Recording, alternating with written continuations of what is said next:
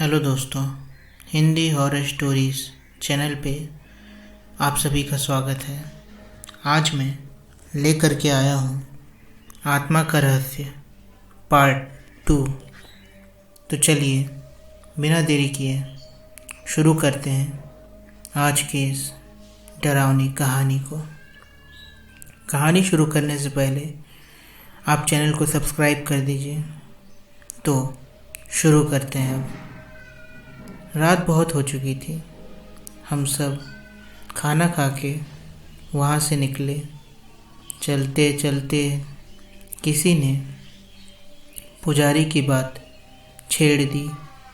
सब ने उसको हंस के टालते हुए और खाने की तरफ करते अपने घरों की ओर चल दिए। सुबह जल्दी उठना था स्कूल के लिए, सो मैं भी जल्दी सो गया।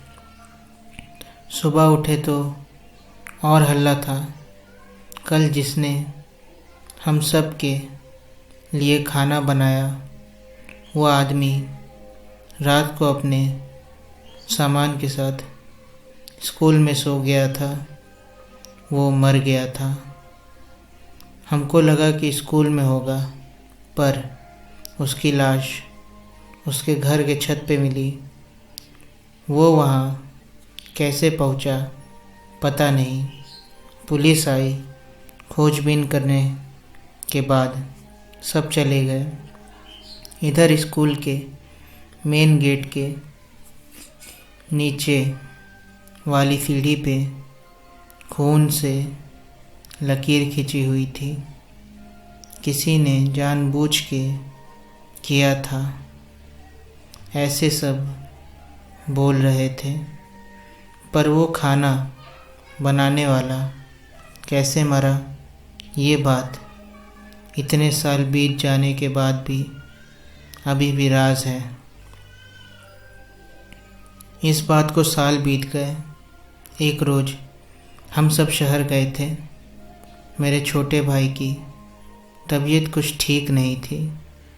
बस स्टॉप पे रात को आखिरी बस आके रुक गई। हम लोग वहाँ उतरकर कुछ 4 मील पैदल जाने वाले थे। वैसे ये कोई पहली बार नहीं था। हम पहले भी यहाँ उतरकर पैदल गांव तक जा चुके थे। पर आज बारिश हो रही थी, बिजली नहीं थी। यहाँ बिजली जाना बहुत आम बात थी। पिताजी ने छोटी टॉर्च सामने पकड़ के मुझे मेरी माँ को चलने को कहा। हम सब पिताजी के पीछे चल रहे थे। अमावस्या की रात थी और मुझे याद है जब पुजारी मरा था वो भी अमावस्या की रात थी। कहते हैं कि अगर अमावस्या की रात और रात की कुछ घड़ियों का बहुत गहरा संबंध होता है। इसमें भूत पिशाच बहुत ताकतवर हो जाते हैं। अपनी अधूरी इच्छा के पूर्ण करने वो निकल जाते हैं और उनके रातों में और रास्तों में जो आड़े आता है उनको वो नुकसान पहुंचाते हैं। लेकिन ये सब बातें सुनी सुनाई है। मेरी दादी भी ऐसे ही हम सबको कहानियाँ सुनाती थी। तो अंधेरे में रास्ता निकलते हम आगे बढ़ रहे थे। रास्ता कीचड़ से भरा था। शायद रास्ते का काम चालू था। स्कूल आते ही पिताजी चौंक गए। माँ ने पूछा क्या हुआ। पिताजी धीरे से बोले, वो देख। आवाज़ मत कर।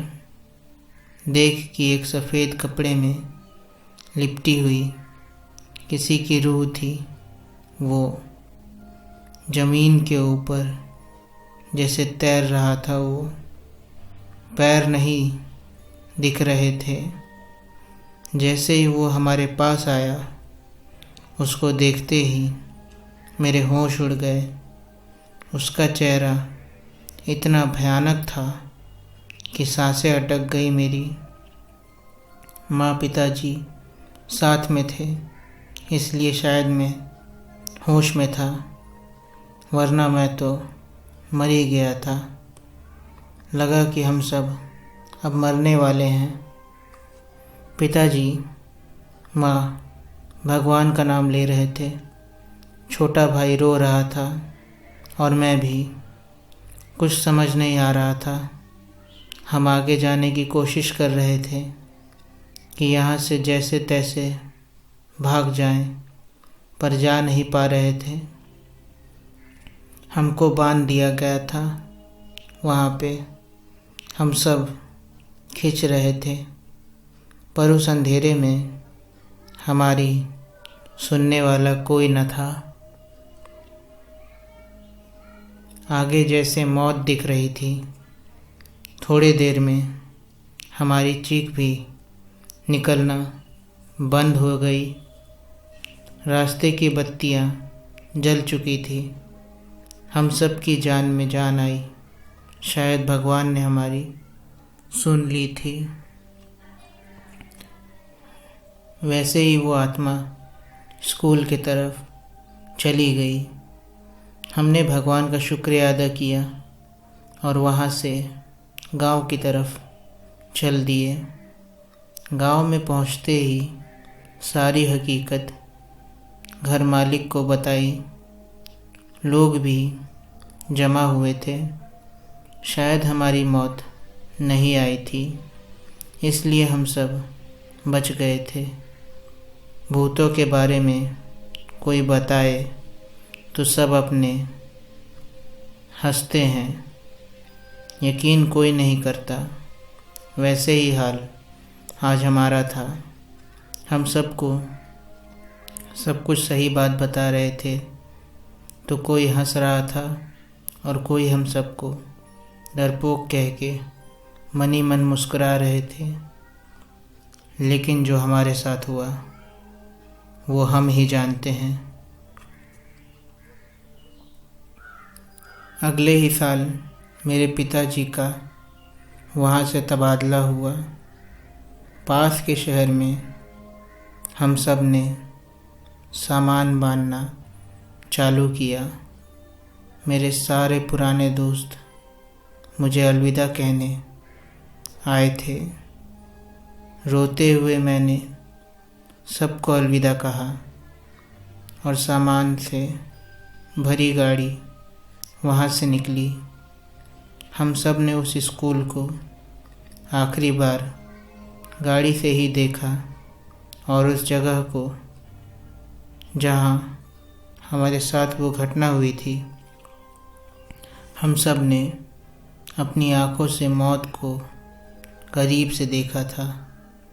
वो रात जब भी याद करते हैं तो रोंगटे खड़े हो जाते हैं। उम्मीद करते हैं ये कहानी आपको पसंद आई होगी। अगर पसंद आई है तो लाइक, कमेंट, शेयर और सब्सक्राइब कर ही दो यार। काहे को देर करना, कर ही दो।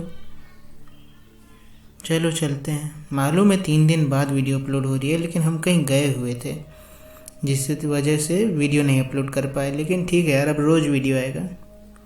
Okay, bye.